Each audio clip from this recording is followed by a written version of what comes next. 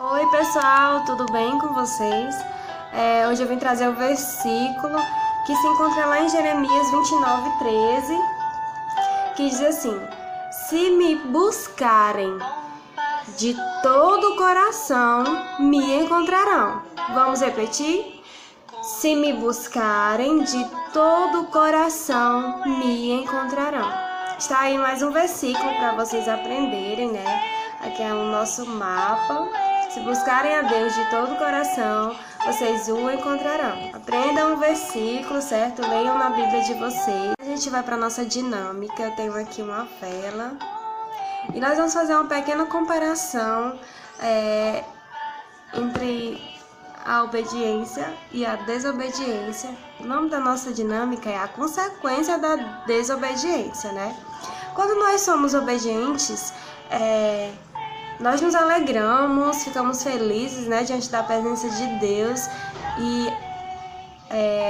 a sua palavra, ela nos alegra o nosso coração. Quando nós somos obedientes, não há consequência ruim para isso. Tá vendo, ó? O nosso balão, a velinha, não acontece nada com ele de ruim, não é verdade? Mas para a pessoa que está praticando, que pratica pecado, né? Que faz alguma coisa de errado, o que é pecado? Vocês lembram o que é pecado?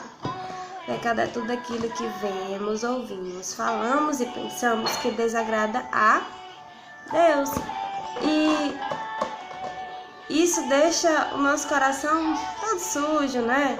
Machado, a gente já viu isso várias vezes. E sabe, isso traz consequências ruins para quem pratica a desobediência, quem desobedece a palavra do Senhor. Olha só o que acontece.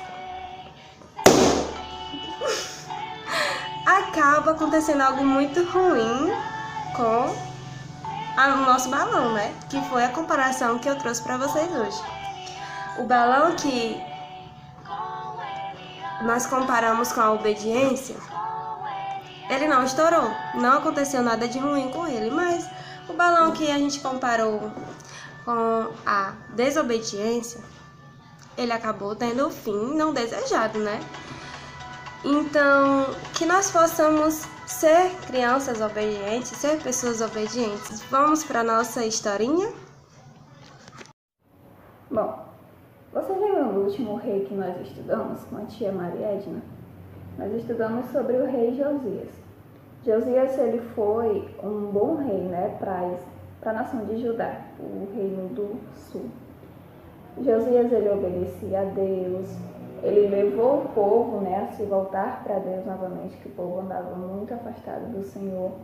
Além disso, Josias destruiu todos os altares idólatras, todos os altares onde haviam os falsos deuses, que levavam a nação a pecar contra o Senhor. Tudo isso Josias, ele destruiu. Mas o que aconteceu? Após a morte de Josias, alguns reis se levantaram também sobre a nação de Judá. E diferente de Josias, esses reis eles não foram obedientes ao Senhor. E por conta disso, trouxeram uma grave consequência, não só sobre a vida deles, mas sobre a vida de todo o povo. Vocês sabem qual foi essa consequência? Vamos aprender com a história de hoje? Do nosso rei Josias. Ele e seu exército saíram para enfrentar o faraó Neco. Só que durante a peleja, Josias ele acabou sendo ferido e morto durante essa batalha, enquanto ele e o faraó Neco se enfrentavam. Por isso, seus oficiais levaram ele de volta lá para Judá, né, para Jerusalém, onde ele foi sepultado. E em seu lugar, eles coroaram então Jeoacás, que é o filho de Josias, para reinar em seu lugar. Jeoacás, diferente do pai, Josias se lembra. Josias ele era obediente ao Senhor, mas Jeoacás, diferente do pai, ele foi uma pessoa que não fazia aquilo que era bom aos olhos do Senhor. Por conta disso, ele só reinou durante 3 meses. No terceiro mês de reinado de Jeoacás, o mesmo faraó Neco, com quem o pai dele pelejou, e acabou morrendo. O faraó Neco ele veio a Jerusalém e levou Jeoacás para o Egito, né? Levou ele lá para o Egito, onde ele acabou morrendo. E também o faraó Neco acabou colocando o irmão dele. Jeoacás ele não tinha filhos, então Jeoaquim, que era seu irmão, começou a reinar em seu lugar, sendo colocado pelo faraó Neco. E também, além disso, o faraó Neco começou a cobrar muitos impostos ao rei, e por conta disso o rei acabou cobrando altos impostos também ao povo. Mas aí o que aconteceu? Jeoaquim começou a reinar, e assim como o irmão, diferente do pai, eles eram desobedientes ao Senhor, né? Eles não faziam aquilo que era bom aos olhos do Senhor. Por conta disso, no 4º ano de reinado de Jeoaquim, o rei da Babilônia, Nabucodonosor, ele começou a reinar na Babilônia, e ele veio a Jerusalém e cercou Jerusalém, né? E começou a cobrar impostos de Jerusalém. Vocês lembram que Jerusalém pagava impostos ao Egito, ao faraó Neco? Mas quando a Babilônia veio contra Jerusalém, eles passaram a pagar tributos, impostos à Babilônia. E isso durou 3 anos, até que o rei Jeoaquim decidiu se rebelar e não queria mais pagar impostos. Então o Senhor enviou um bando de saqueadores, babilônios, moabitas, sírios, amonitas, que pelejaram contra Judá. Tudo isso estava acontecendo justamente por conta que o povo ele tinha se voltado contra Deus. O povo estava pecando contra o Senhor. Então tudo isso estava acontecendo como uma consequência do pecado do povo. Após a morte de Jeoaquim, Joaquim, seu filho, começou a reinar.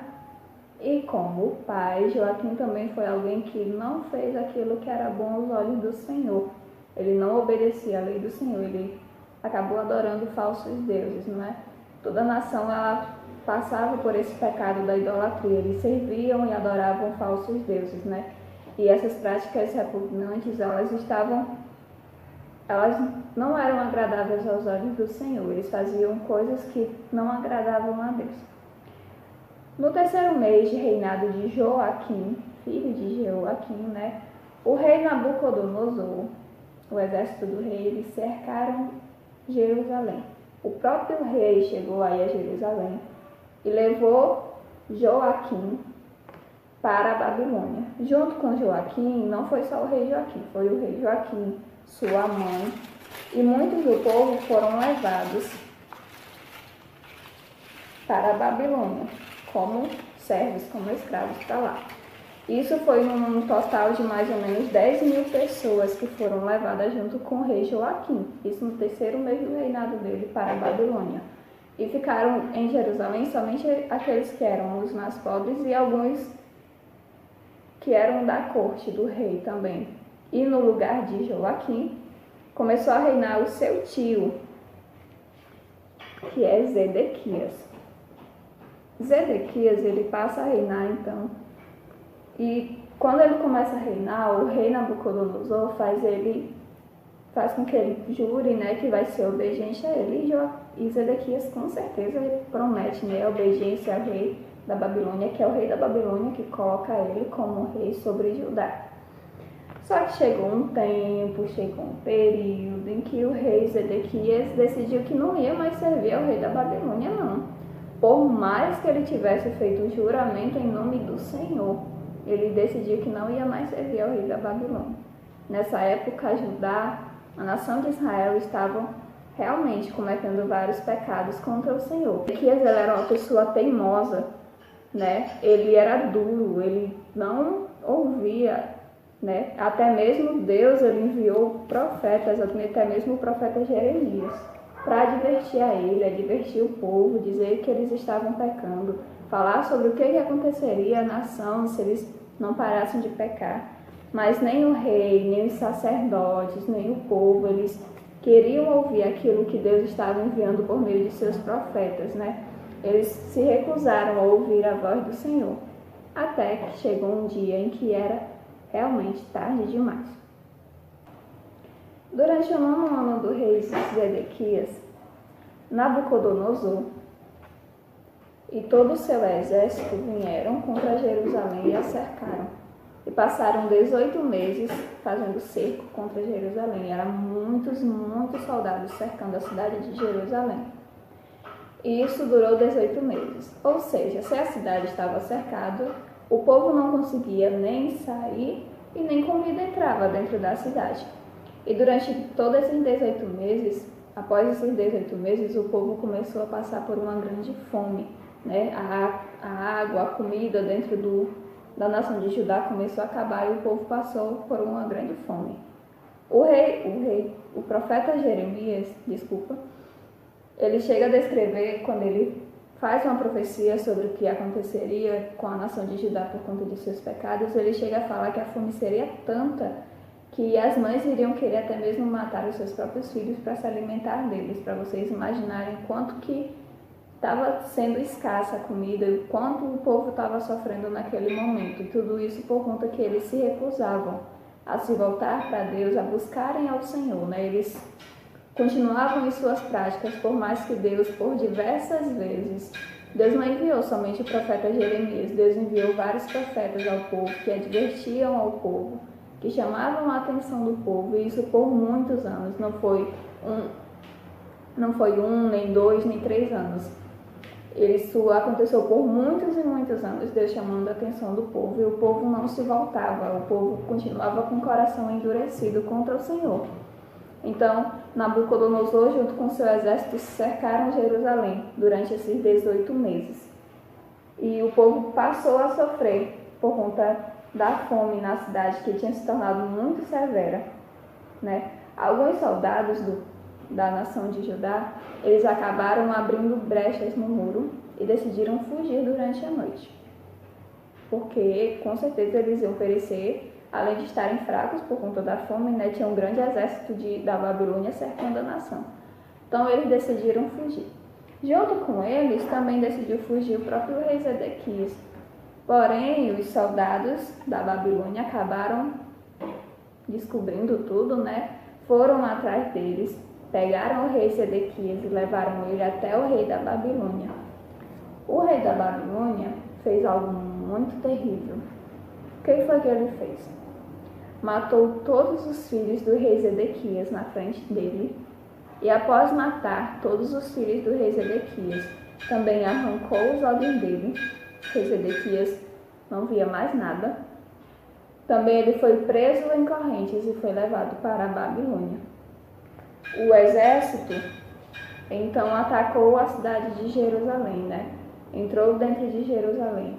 Com isso, muitos jovens, muitos idosos, muitas mulheres, até mesmo provavelmente crianças foram mortos, né? Porque se recusaram a se renderem ao rei da Babilônia. Mas alguns acabaram se entregando a ele, né? E esses que se entregaram foram levados por Nebuzaradã, que era o comandante do exército, foram levados como escravos, como muitos outros acabaram morrendo. Além disso, o próprio muro que cercava Jerusalém, ele foi destruído. O templo do Senhor, aquele belo templo do Senhor, foi tacado fogo, né? No templo do Senhor. Você lembra que a gente já estudou sobre o templo, que foi construído por Salomão? O templo ele era magnífico, né? Muitos dos utensílios, dos objetos que estavam no templo, quando a Babilônia invadiu, o rei da Babilônia invadiu, ele levou esses utensílios para a Babilônia, os tesouros do templo, tudo aquilo que era construído e que tinha valor dentro do templo foi levado para a Babilônia. O rei Nabucodonosor levou tudo isso para a Babilônia. E o templo em si, ele acabou tacando fogo no templo e destruindo o templo, assim como também todos os palácios, todas as casas belas, as belas casas, belas construções dentro de Jerusalém também foram incendiadas. E o povo que sobreviveu, eles foram levados como cativos para a Babilônia, onde ficaram durante 70 anos.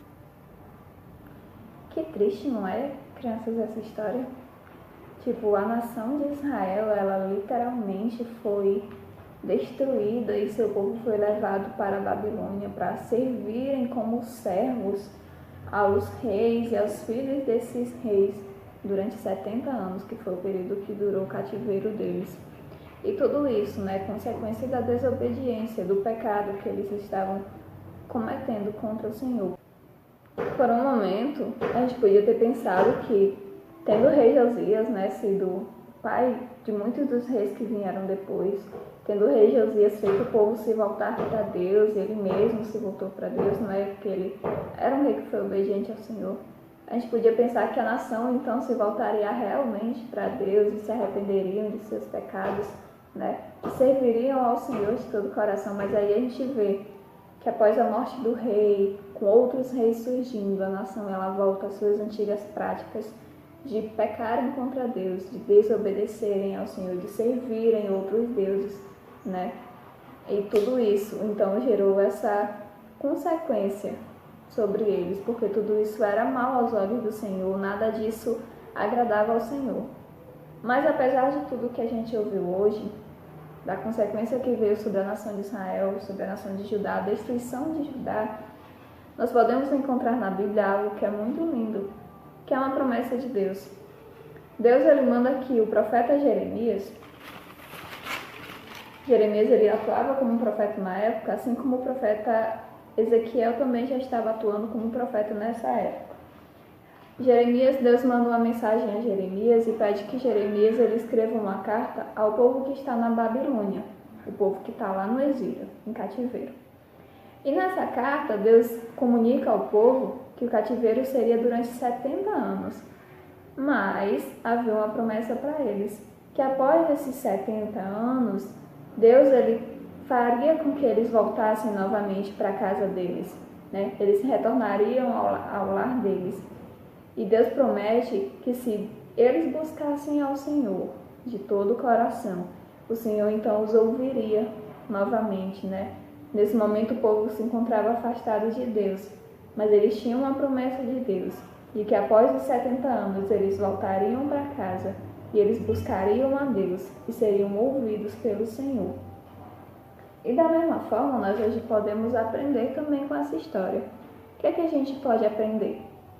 Hoje não é diferente, nós temos a palavra de Deus, né? Naquele tempo eles tinham os profetas por quem Deus mandava mensagens, que Deus falava com eles para que eles se voltassem para Ele. Hoje nós temos a palavra do Senhor, a nossa Bíblia, assim como também temos o Espírito de Deus, né? Que fala aos nossos corações e nos ensina, e a palavra nos instrui a nos convertermos de nossos maus caminhos, a nos arrependermos de nossos pecados e nos voltarmos para Deus. Assim como também podemos encontrar a mesma promessa de Deus feita a Jeremias e podemos trazer para nós, que se buscarmos a Deus de todo o nosso coração, nós também o acharemos, nós também o encontraremos. Bom, crianças, essa foi a nossa história de hoje, essa foi a nossa lição, que possamos aprender com ela. Que, vocês lembram do desafio feito por tia Tainara? Todo pecado ele traz consequências para as nossas vidas, e o povo de Israel, por mais que tivessem sido advertidos por Deus, eles se recusaram a ouvir aquela mensagem que Deus estava transmitindo por meio de seus profetas. Isso trouxe uma grande consequência sobre eles, né? A consequência da desobediência deles a Deus. Então, nós podemos aprender com a história de hoje, como eu falei, que nós devemos nos voltar para Deus, nos converter de nossos maus caminhos e que também podemos buscar a Deus de todo o nosso coração e que nós realmente acharemos o nosso Senhor. Amém? Olá pessoal, tudo bem com vocês? Vocês ainda lembram o versículo que nós estudamos hoje? Que está lá em Jeremias 29:13. Que na verdade é uma promessa para o povo de Israel que estava afastado do Senhor. O versículo diz que se buscarmos ao Senhor, nós o encontraremos. E aí a gente ficou aqui pensando em qual desafio seria interessante para essa semana. E por falar em pensar, buscar, encontrar, nós pensamos um desafio bem legal. É o caça ao tesouro. E para isso nós vamos precisar da ajuda dos pais e das mamães para fazer um momento bem especial com as crianças. Durante essa semana, vocês podem fazer esse momento em família e nós vamos precisar que os pais escrevam ou escondam pela casa algumas pistas para que nós possamos encontrar o tesouro. Não precisa ser algo muito elaborado, não, gente. Vocês podem escolher até 5 perguntas ou 5 desafios para que as crianças façam. Para as maiores, vocês podem colocar perguntas sobre a lição dessa semana, ou perguntas sobre algum tema da Bíblia. Para os pequenos, pode ser uma atividade simples, que eles, cumprindo, conseguem saber onde está a pista escondida para o próximo passo. Pode ser, por exemplo, pular de um pé só, encontrar dentro da casa um objeto da cor azul. Vocês podem usar a criatividade. Para os maiores, vocês podem esconder as pistas pela casa e pedir para que eles procurem. E também podem fazer perguntas, né? E a cada desafio ou charada bíblica, eles terão acesso a uma pista do tesouro. Então, a gente espera que vocês se divirtam bastante, né? E que seja um momento bem especial. Se possível, registrem esse momento e manda pra gente. E ao final, a criança poderá encontrar um brinde, que também não precisa ser algo muito valioso. Pode ser um biscoito, um chocolatinho ou algum brinquedinho que você já quisesse dar para ela. Usem a criatividade de vocês e façam desse momento um momento especial. E assim como essa promessa foi feita para o povo, vocês vão ter esse momento para pensar que quando nós buscamos, nós encontramos. E aí, até a próxima, espero que vocês tenham gostado. Um grande abraço!